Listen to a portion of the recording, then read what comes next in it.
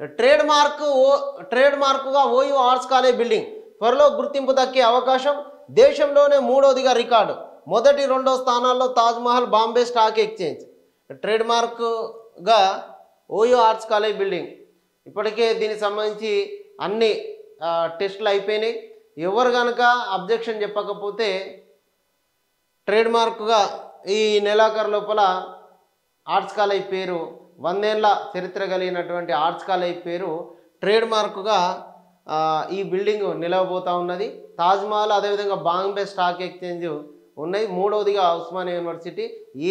ఎవ్వరు కూడా అబ్జెక్షన్ చెప్పకపోతే మూడవదిగా అవతరించేటువంటి అవకాశం కూడా ఉన్నది.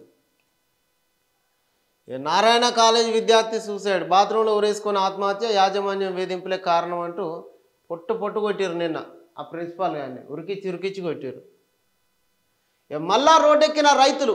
నోయిడా నుంచి ఢిల్లీకి పాదయాత్ర. చిల్లా సరిహద్దులో తీవ్ర ఉద్రిక్తత. దళిత ప్రేరణ స్థల్ దగ్గర అడ్డుకున్న పోలీసులు. కేంద్రానికి వారం రోజులే డెడ్లైన్. హామీలు నెరవేర్చాలని అన్నదాతల డిమాండ్.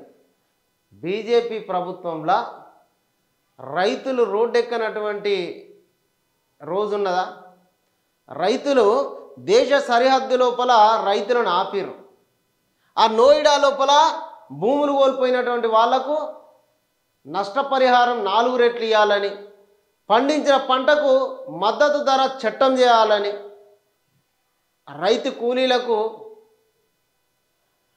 కూలీలకు భరోసానివ్వాలని చెప్పేసి రైతులు ఆందోళన చేపడతా ఉన్నారు. ఈ చిల్లా సరిహద్దు లోపల తీవ్ర ఉద్రిక్తత.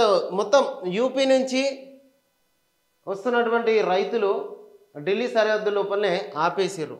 ఈ నల్ల చట్టాలకు వ్యతిరేకంగా గతం లోపల రైతు చట్టాలకు వ్యతిరేకంగా ఆ నల్ల చట్టాలను తీసుకొచ్చారు కదా, వాటికి వ్యతిరేకంగా గతంలో ఎన్నో ఆందోళనలు చూసినాం.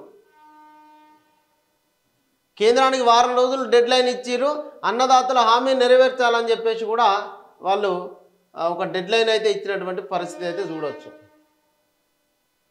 ఇక చెత్తలో మనమే టాప్.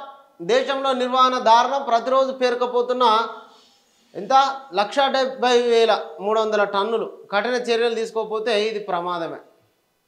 లారీ చక్రాల కింద బతుకులు ఛిద్రం. రోడ్డు పక్కనే కూరగాయలు అమ్మే వారిపై దూసుకెళ్లిన లారీ. అక్కడికక్కడే 3 దుర్మరణం. రంగారెడ్డి జిల్లాలో పరువు హత్య. నడు రోడ్డుపై అక్కను చంపిన తమ్ముడు. Wazeed SI suicide. సర్వీస్ రివాల్వర్తో కాల్చుకొని ఆత్మహత్య. వ్యక్తిగత కారణాలతోనే అంటూ ములుగు ఎస్పీ చెప్పడం జరిగింది. ఇది ఈరోజు ఉన్నటువంటి